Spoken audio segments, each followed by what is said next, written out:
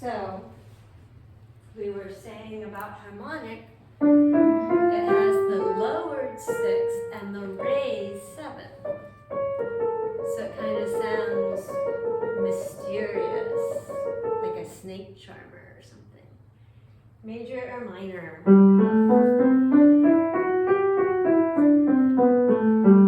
Major.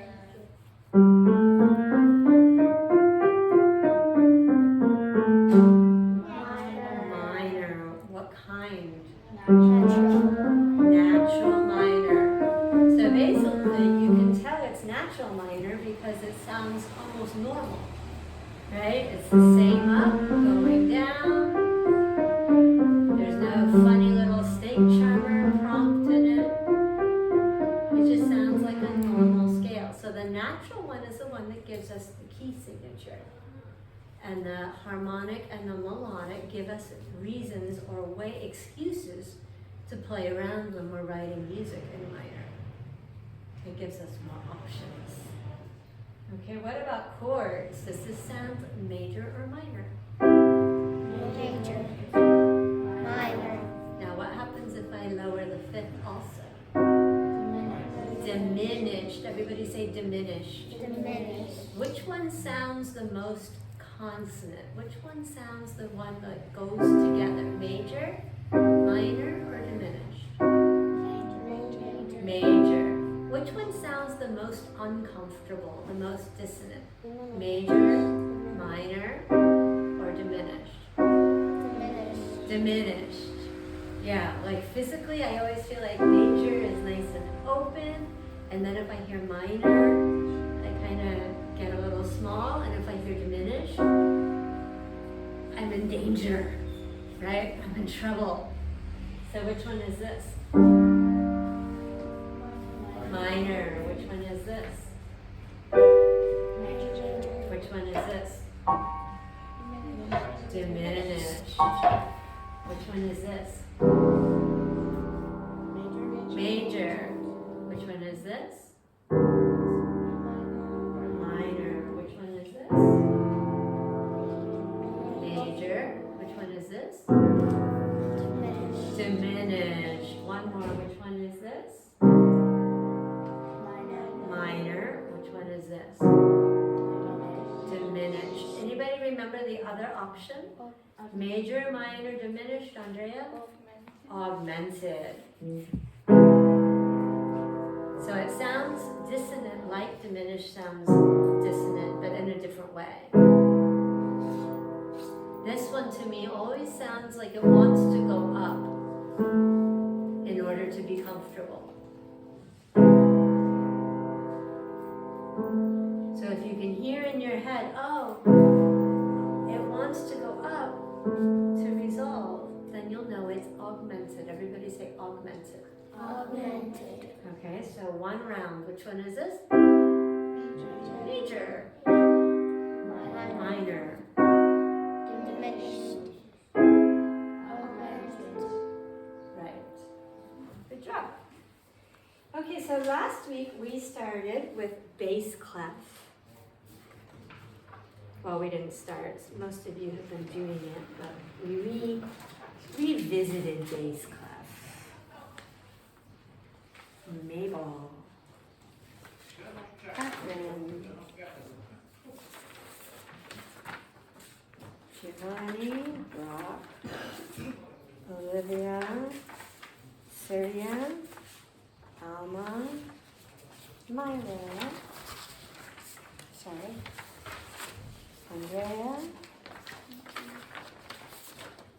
April, yours is probably, oh, you didn't have one last week. I bet you finished your paper last time. Here's a new one. Everybody have a paper? Do you have enough room on your paper to write? Anybody need a new paper? Okay.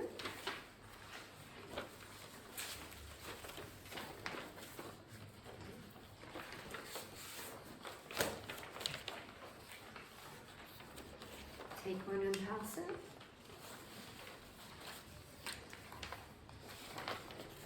Take one and pass it.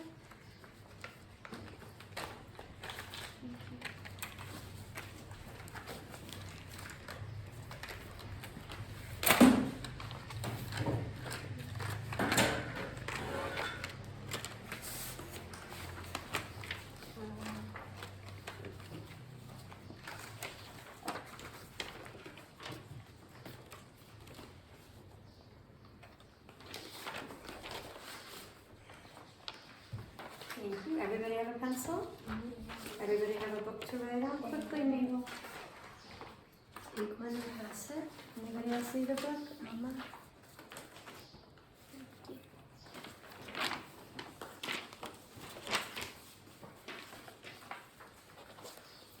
Okay, so you're going to draw a bass clef. Do you want to do this, Pierre? In August. In August. Remember, your dots go on the first two spaces. We're in the key of G, so you need 1 sharp, F sharp. And you need a time signature of 2/4.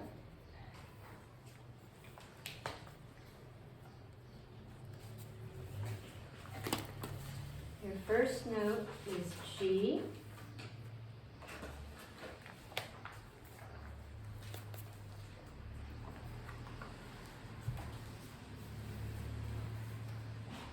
And I drew it as a quarter note, as a crotchet, but it's not going to stay a crotchet.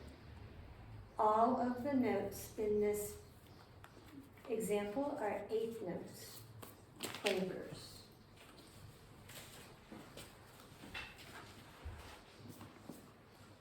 So here's what your first note sounds like. It's your G. And here's your melody.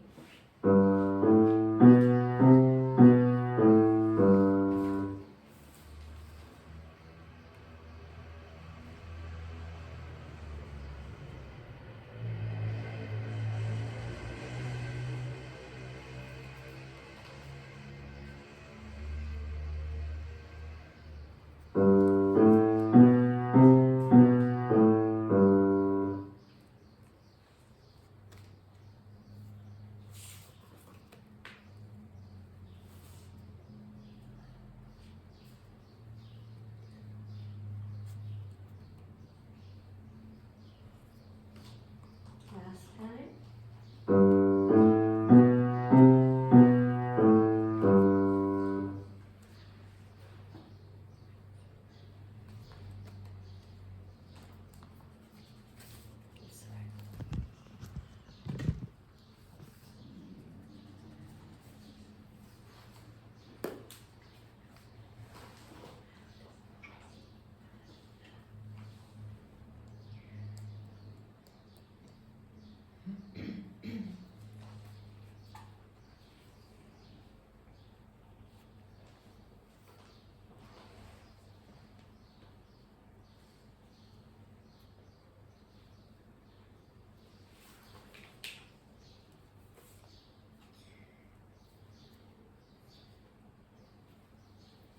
How close did you get? 1 million miles. So they're all steps, right? And we had 2 beats and a measure. And I told you they were all TTs, which is almost true. There's 1 ta at the end, 1/4 note. So when we're writing the 8th notes, we usually beam them together in groups of how many notes? 2. When we have 2 in a row, don't change your answer. Sometimes we can beam them in groups of 4. That doesn't make it a ticka-ticka, why not? There's only 1 beam. If I want a ticka-ticka, I have to add a whole second beam. So the number of notes beamed together is not what makes it a ticka-ticka. But when we only have 2 beats and a measure, it's cleaner to beam them in groups of 2. Because now you can see where the beats are. 1 and 2 and 1 and 2. Can we all count that? 1 and 2 and 1 and 2. Right? So when we're reading, we want everything to be as clear as possible. Now, you do not need to write this. What if I wanted to write it twice as fast?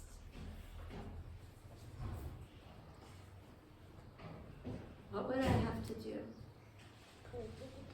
Make it a ticka-ticka.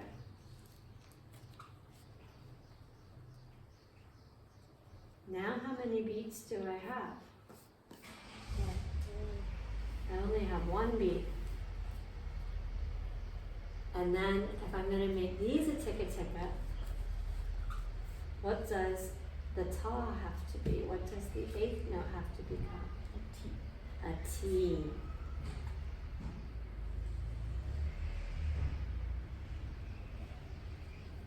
Suddenly I only have one measure. Right? One E and a, two E and. Don't write it. Ready? Can you say it with me? Count it with me. Ready, go. One E and a, two E and. Right. Now, what if I wanted two measures? I have to change my time signature. What could I change my time signature to so I can have two measures? Wrong way, but you're on the right track. 1/4. Then I would only have one beat in the measure. That would be highly unusual. I want two measures of two beats. What's my times? Two measures of two beats. 4, 8. That's 4 beats. Two measures of two beats. 4, 2. Who said that? Andrea, you said that? 2, 8? Exactly. Two beats in a measure. The eighth note gets the beat. 1 and 2 and 1 and 2. Just like that. But I change the 4 when the quarter note gets the beat to an 8 when the eighth note gets the beat. Now, we don't use the time signature of 2/8 very often. In fact, it's very strange. But it helps us to understand the relationship between the rhythms. Right?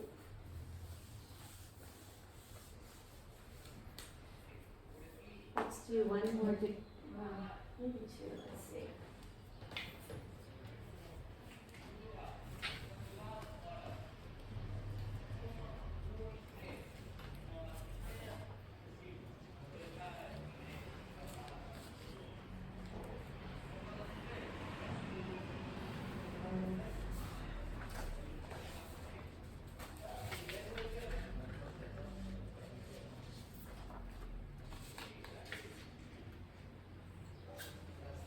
Oh, actually, let's do a different way. When you draw it, No, don't draw it yet.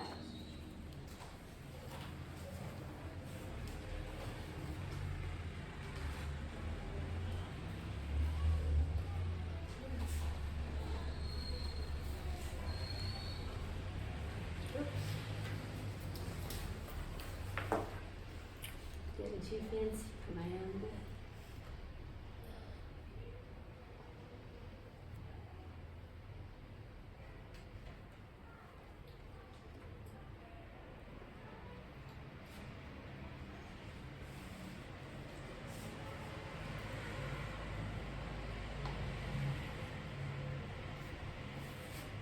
need it at the line.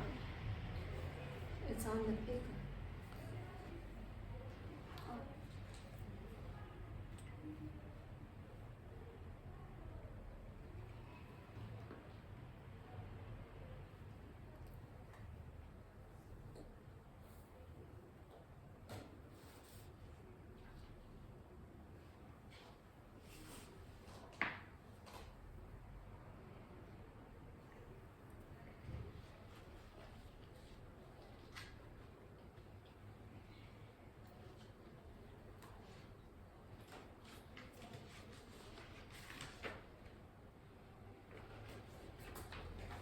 So look at the notes.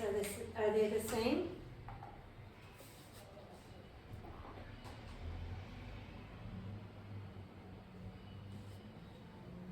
No.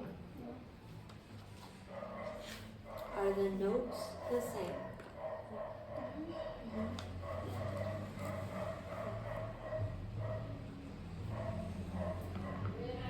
April, are you looking? Are the notes the same?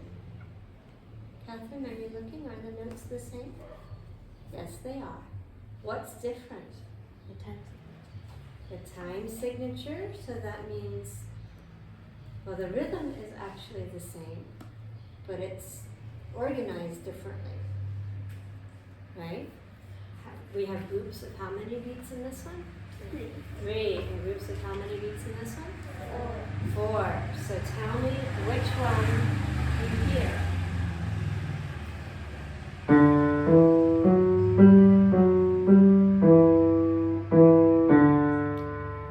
Raise your hand if you heard groups of three. Raise your hand if you heard groups of four. Raise your hand if you're confused. Okay, listen again.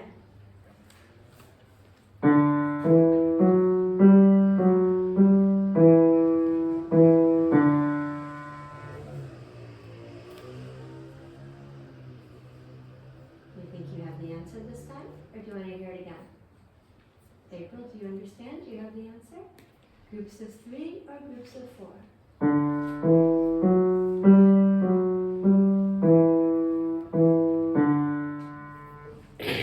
Raise your hand if you think it's a group of three. Raise your hand if you think it's a group of four. Right, so if you listen and you try to count in your head.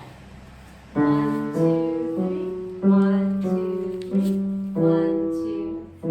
1, 2, 3. If I played it in 4, Mabel, it would sound like this.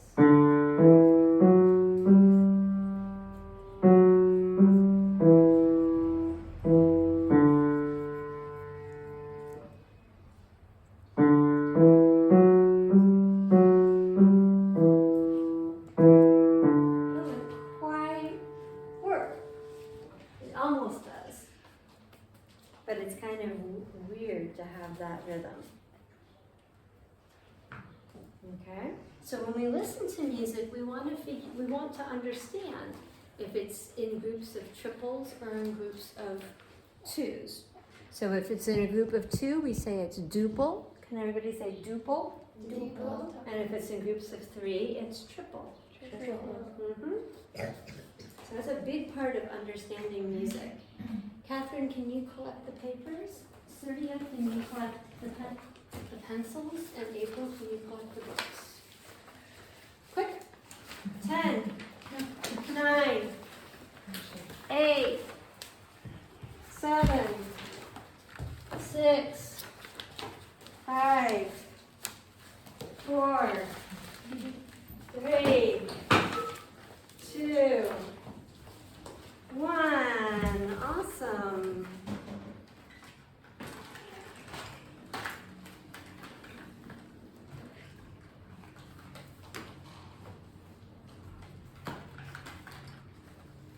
They just want to be free. Okay, solos. Myra, Alma, Catherine, and Mabel. Who's first? Catherine. Okay.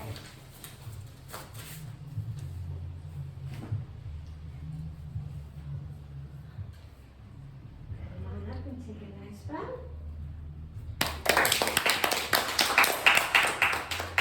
What's the audience's job?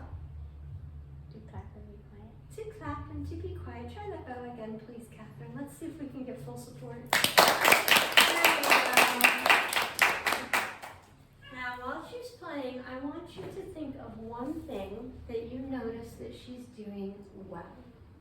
What are you playing, ma'am? Minuet in G minor. Minuet in G minor by Bach.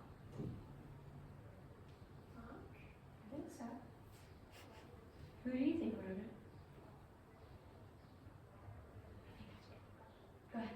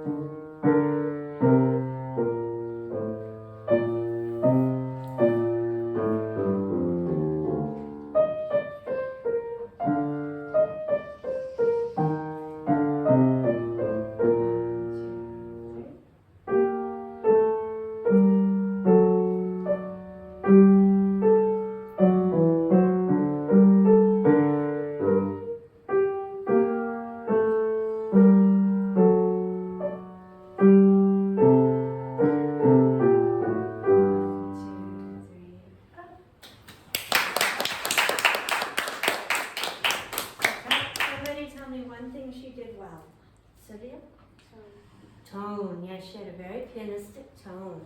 What else did she do well? Come on, there's lots to choose from.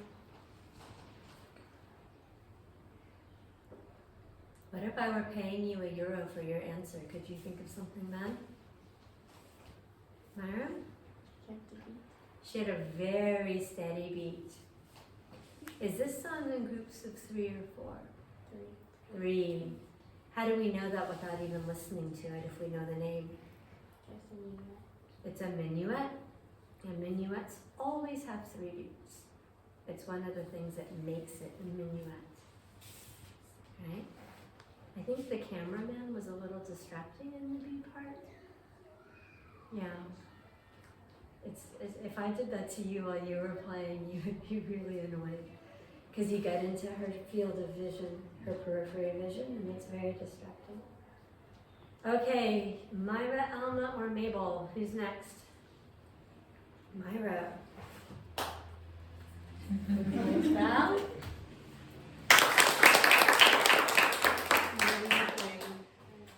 Arietta by Mozart. Oops, stand up for me.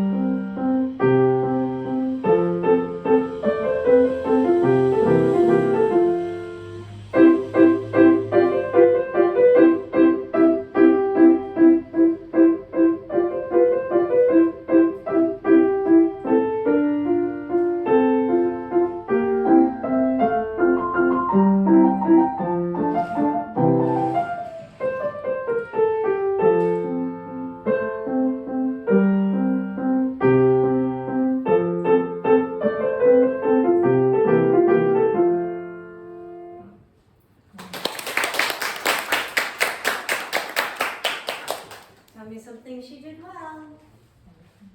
Somebody who didn't answer last time. April, Mabel, Alma, Catherine, Andrea. There's lots to choose from. She had a nice beat.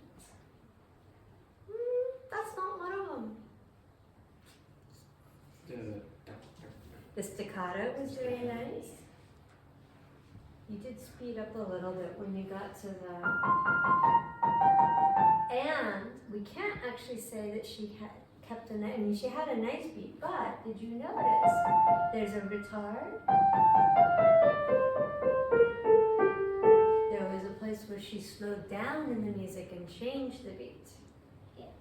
Okay, anything else? Did she remember the song well? Yeah. Mm-hmm. Oops, sorry. Tone, very nice pianistic tone.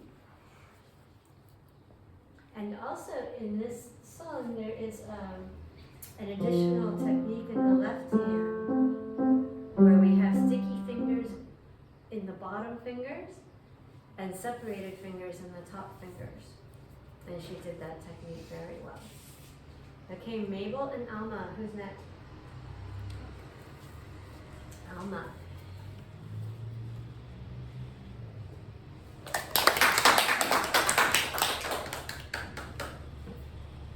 Stand up for me. On the phone. Now what are you playing? Minuet and G minor by Bach.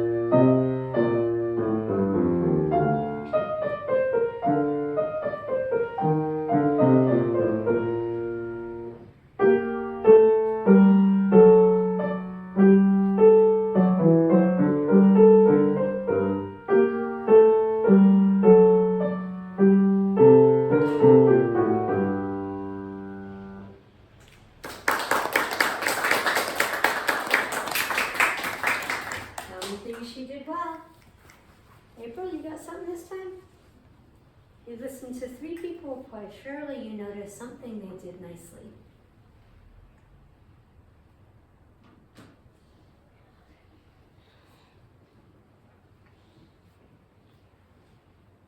Mabel, did you notice?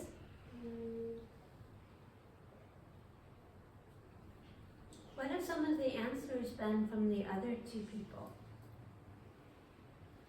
What did we talk about when Catherine and Myra played? What did other people notice that they did well?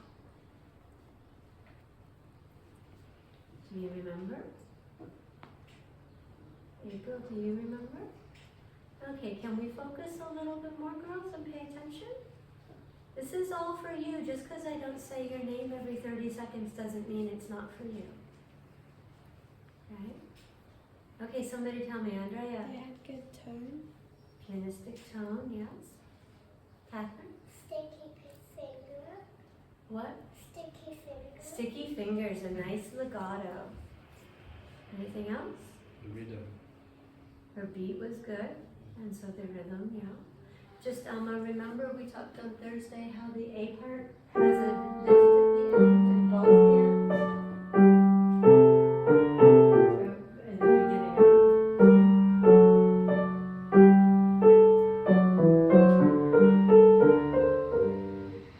So when you lift the left hand, the right hand, as otherwise it sounds like. Okay, Mabel. Take a nice bow. And what are you playing? Allegretto 1 by Czerny.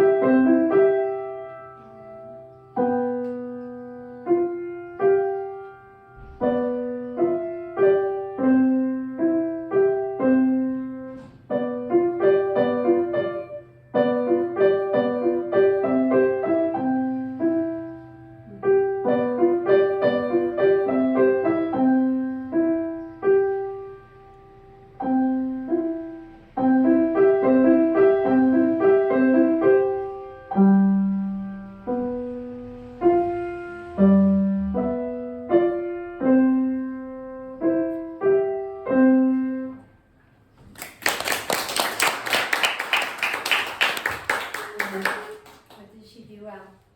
Tone. Really nice tone. And you remembered all the endings, right? That's the tricky thing in this piece, is remembering part 1 and part 2 and part 4, because the endings are so similar, but not the same. Right? Okay, so next week it's Olivia, Giovanni, Brock, April, and hopefully Loa. Okay, we have time for one more. We have time for intervals. So when we have a step, how many notes are we using? 2. 2. But when we have a skip, how many notes are we using? 3. I'm only playing 2, but we have to count the note I'm skipping. Right? Catherine, can you sit up, please? Thank you. So step is what? How many? 2. 2. Skip is 3. So we say a step is also a second. Everybody say second. Second. And a skip is a third. Third. So what if I go from C to F? 4. 4. C, D, E, F. So we say fourth. Everybody say fourth. 4.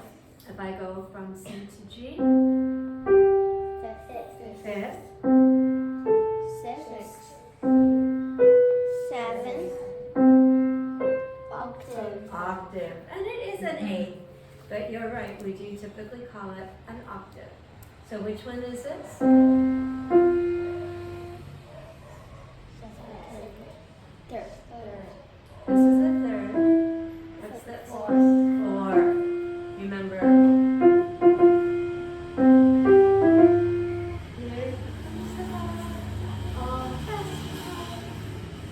is this?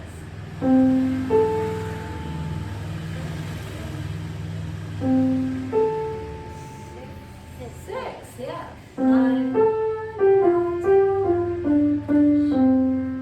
Which one is this? Fifth. Did you answer? Okay. Fifth is good old Twinkle. Which one is this? Third. Which one is this? Octave. And which one is this? Second.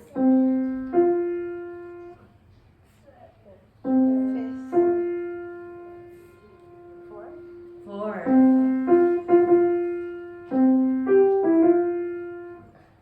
Which one is this? Seventh.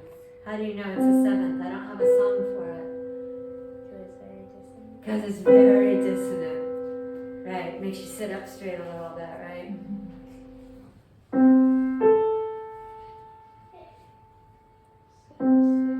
Six. You can't sing Twinkle. So it can't be a fifth. Which one is this?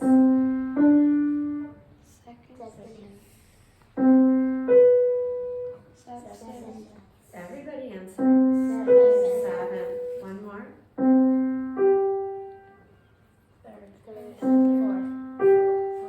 Sing it in your head. What song is it? It's a fifth. It's Twinkle. Alright? Okay. Good job, you guys. Everybody up. Hands together.